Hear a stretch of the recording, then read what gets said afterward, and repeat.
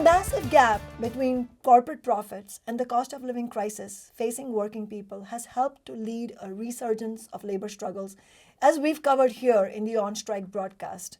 In these strikes, cost of living adjustments, or COLA, have been a running theme in the workers' demands. As UAW reform leader Sean Fain has been saying, record profits mean record contracts. Meaning that if billionaires can make a killing off the auto industry, then the workers actually making the company run, actually building the cars, ought not to be getting killed by inflation in the meantime. Well, so this point about profits is kind of curious because normally inflation, a higher inflation would cut into profits, but as well as into wages.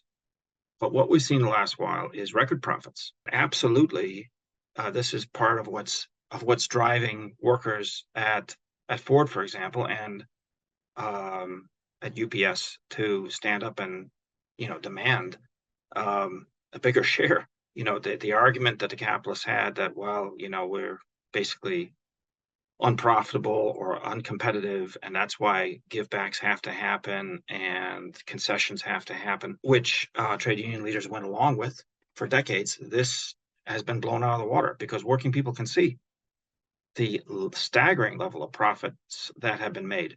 So far this year, as of October 30th, there have been 335 labor actions in 550 locations across the US. This is a crucial development. It means that rather than feeling depressed about the never-ending squeeze of the cost of living and how Biden has done nothing to change this, working people have begun taking action to win real gains. And it's not just that working people are super angry at the billionaires right now. The fact is that working people also have more leverage to fight back. This is because of the current high employment levels. This has been coupled with an increased reluctance from working people to accept oppressive working conditions. A Pew Research Center survey last year found that low pay, a lack of opportunities for advancement, and feeling disrespected at work were the top reasons why Americans quit their jobs in 2021, a phenomenon that came to be known as the Great Resignation. This means that in the context of high employment, the bosses can't afford to risk losing workers, whereas workers can be more confident of finding a new job. So workers going on strike have more ability to force concessions, if and when we use it to the fullest. How much workers are able to force concessions, however, is heavily based on the threat of a strike, and in the case of an actual strike taking place, how strong that strike is, how much it cuts into the boss's profits. On this broadcast, we've talked about how we'd like to see Sean Fain escalate the strikes at the big three automakers toward shutting down production entirely, because we wanted to see UAW workers win as much as possible by making the auto bosses hurt as much as possible. We'll come back to that in a little bit. But first, congratulations are in order to the thousands of UAW workers and to Sean Fain. Workers still need to vote on whether to approve these tentative agreements, but it appears that very important gains have been made. All three of the U.S. label automakers have now agreed to 25% wage increases over the period of the 4.5-year contract. This is a major victory. The wage increases in these contracts are 4 times bigger than in the 2019 deal. And there are other gains. Most importantly, the union prioritized raising the pay of the lowest paid workers, which is a huge step toward erasing the viciously divisive system of tiers, having different workers getting paid dramatically different amounts for doing exactly the same work side by side on the production line or in other parts of the same industry. For example, UAW's website shows how Ford workers who are currently making only pennies over $18 an hour will see immediate pay increases to $24.91 an hour and will be on the same wage scales as legacy workers 3 years from now, more than doubling their existing pay, versus over 8 years or never under the old contracts. Workers' strikeback activists have interviewed workers on Stellantis picket lines who were classified as temporaries for more than 20 years.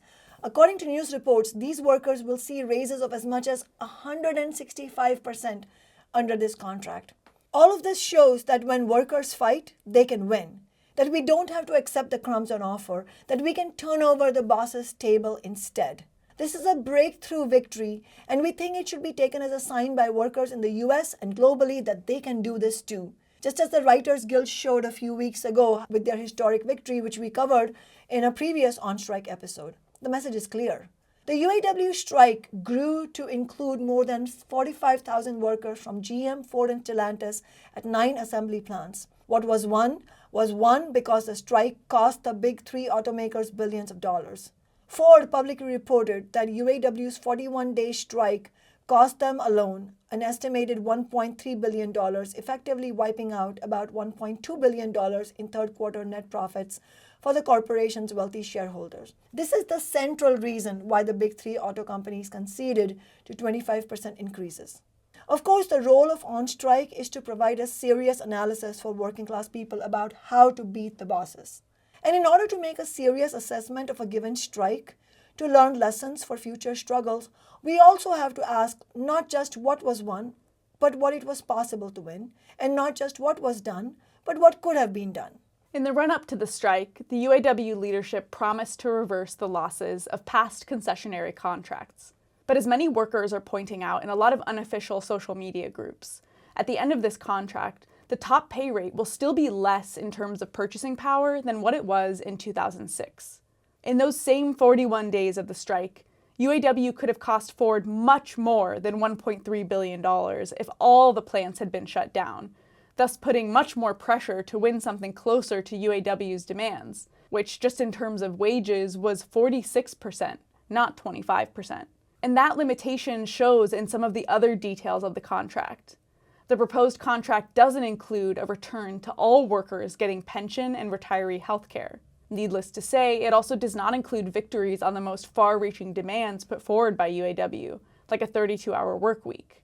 The pro-business Automotive News reports, quote, Fain's selective strike, which in the end closed 9 assembly plants and 38 parts distribution facilities, still allowed roughly 2/3 of the automakers' plants to continue to churn out cars. We are expecting minimal issues with factories getting back up to speed, Jonathan Smoke, chief economist for researcher Cox Automotive, said, adding that inventory levels at dealerships held up reasonably well during the strike, end quote. Ford estimates that the deal will increase its labor costs by $850 to $900 per vehicle, reducing margins by just 6 or 7/10 of a percentage point.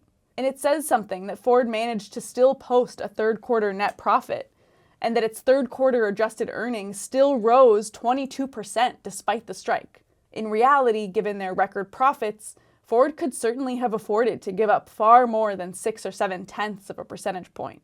Of course, none of that changes the fact that this is a historic victory by the American working class, brought to us by UAW auto workers, and we are all in debt to them for their courageous strike. These major concessions show what can be won if workers exercise our power. At the same time, the strike also hints at how much more can be won if this power is fully leveraged and mobilized with the strongest possible strikes. Crucially, this has the potential to open the floodgates for further strikes and class struggle. It is an opening to rebuild a fighting labor movement in the US. At the Big Three, the next major battle needs to be over electric vehicle production, because the transition to EVs is being used by the auto bosses to attempt to break the union by moving EV production to non-union plants.